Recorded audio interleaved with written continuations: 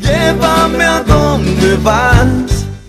¿Se imaginan ustedes de tener de vuelta al hijo secuestrado luego de 2 días? No importa el tiempo, seguramente fue eterno para Gabriel Soria, padre de este niño, que justamente habló acerca de lo que siente con el retorno de su hijo. Esto es lo que mencionaba esta mañana.